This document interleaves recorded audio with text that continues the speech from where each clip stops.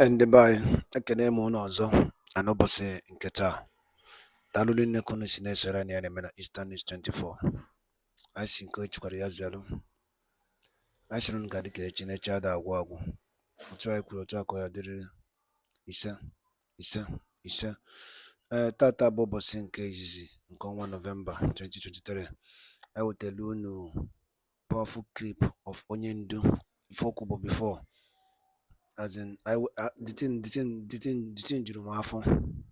I'm so much happy to hear his voice. So I said, I tell you, na obosi uruchita kun get bife. Unu get see comment here on it. If feature on odin kage, basta maka ifo yendo kuruna nilu akukwa bika ineche mpita ya nime December. Dalori ne kunu siwe ne so all right, over to you, sir. They must come with us. To let my Yoruba brothers and sisters understand why they must come with us. Because together we can liberate ourselves. Then, once we liberate ourselves, to your tent, O Israel. But if during the process of this liberation that is bound to happen this very year by the grace of the Most High, what we intend to do, what we must do is that at the end of this revolution, there is going to be a referendum. And that referendum, there are going to be only two questions on the ballot paper. Do you want to continue three questions actually. Do you want to go your separate ways and become different republics or entities or nations? Do you want to have a confederation? Or do you want a federation? As a referendum question. That's all. If it comes back that Biafrans, after this new order has been established, they vote for a continuation of one Nigeria, who am I to say no? I'm a Democrat. I can never say no. Understand this very clearly. We are going to go into a revolution this year. Something more compelling and devastating than end SARS. We must do it together. Spontaneously at the same time. As I told you, we outnumber them. Their soldiers cannot fight. Because a soldier doesn't know if he's firing into a crowd of his own relatives. He doesn't know. It's like throwing a stone into the market.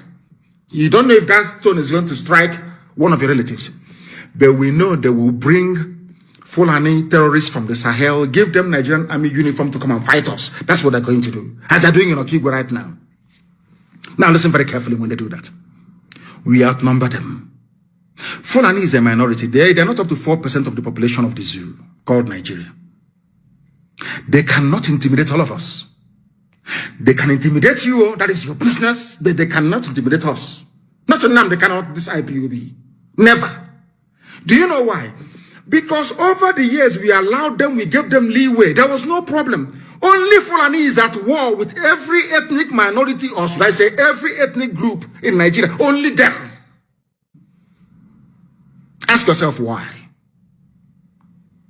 We have gone beyond stupid analysis. Every day we analyze. Every day we keep analyzing the news. This happened. That happened. Oh, they have killed somebody here. I said to you, now is the time for us to band together. The promise I'm making all Nigerian youths this very night, because it's night time in Nigeria, is this. After we must have succeeded liberating each and every one of us, there is going to be a referendum. In that referendum, there will be three questions. Do you want Nigeria to continue as a federation, the way it's presently structured? Do you want confederation, which is regional government? Or do you want everybody to go to their tent, O Israel? I know what the problem is. People will say, when I was in detention at DSS, one of the officers that usually take me to court, one very fine, handsome man, he's from Borno State. He said to me, do you know I am a Christian and I am indigenous to Borno? I didn't come from anywhere else. My ancestors, our village, we have been there for millennia. Do you know that? I said, no, I don't know. He said, the mistake people make is that lumping everybody from the north together. They're either Hausa or they're Fulani. That I'm mistaken. This is a DSS officer trying to lecture me.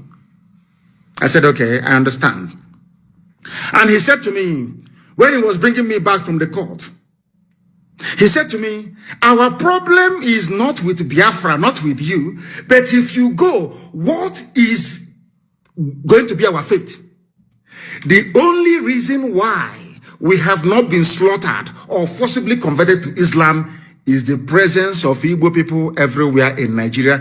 A DSS officer confessed to me that it is better for them that we are all suffering in one Nigeria than to allow the East to break away. Because if you go, there will be no buffer anymore. There will be nobody to protect us. We are finished. DSS officer confessed to me. So this evening, and over the years I've been thinking, you know, I came out of that their mess for very many years. They came to my house to kill me. To tell you how, you see, when I say that a black man is evil, people don't quite understand what I'm saying. I want to digress just for a few seconds. When I left DSS, I went to Kuje prison and I was granted bail because, you know, in Nigeria, they can never ask you to go. They will always grant bail because they want to make money from you. And I went home. They said, you don't speak to the press. You shouldn't attend any rallies. I told them to go to hell. I broke all their conditions. And I was there, ready to take 2 million men to Abuja. They came to my house to kill me. Now, let me tell you why Nigerian journalists are also part of your problem. Because they never, ever educate you. They always lie to you. I was in my house. The army came, the army of Nigeria sent Nwodo, Ibazo, Ekwemado, and who else invited? And Umai invited the army to kill me. Do you know the reason why? Because I refused to call off the governorship elections boycott in Anambra State in 2017. I told them I won't call it off. They sent the army to come and kill me. Punch newspaper editor, the owner of Channels Television, every major newspaper, Vanguard, everybody knew that I was in my house preparing to go back to court, and they came to kill me.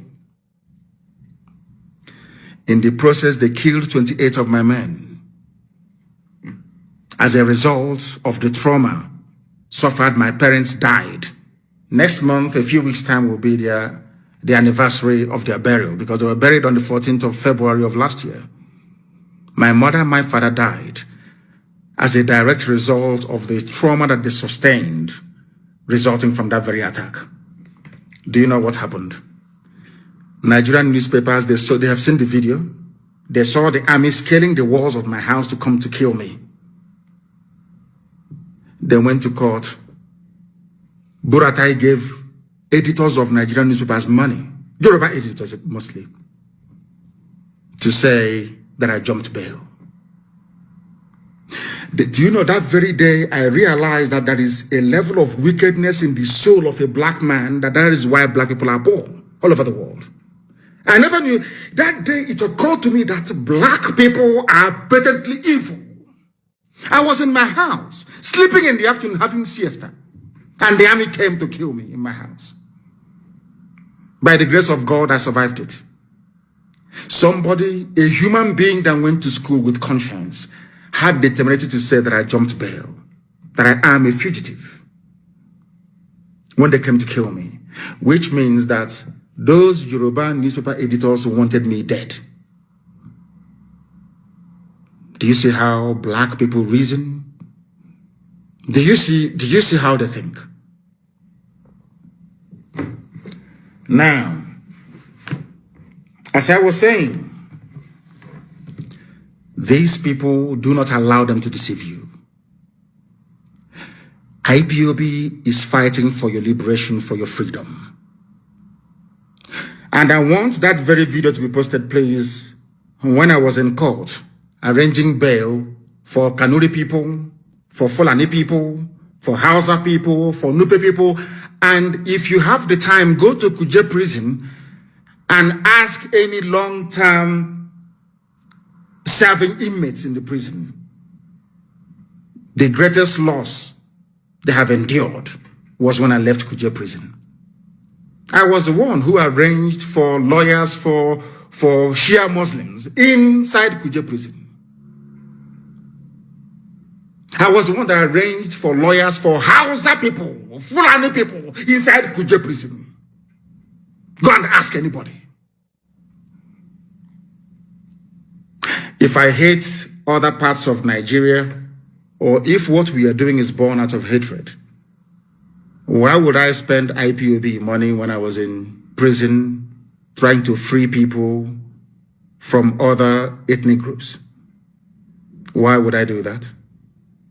What benefit do I have to derive from it?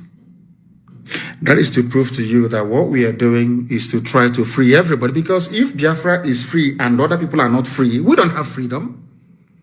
We want other people to be free. So then when Biafra is doing very well, other nations around us will also be doing very well. There is something called economies of scale. That is why I believe that anybody who is a student of economics, you can never be jealous or envious in your life. In fact, if you attended Government College Oman as I did and studied factors of production at Form 3 or Class 3, you can never be jealous in your life. Have you seen any Omahian being jealous before? So these people that went to all these mushroom comprehensive schools in the bush, they don't know anything.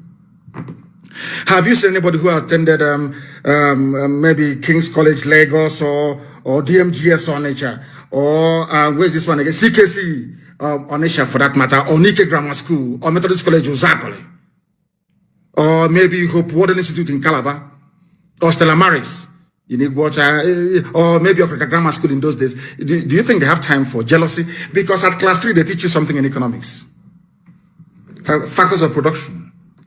And after that, they say that for you to do very well, all companies or factories producing the same item, if you are sited in the same place, that's why you have industrial parks. There is something called economies of scale. Although you're doing your own business, making your own money, but the fact that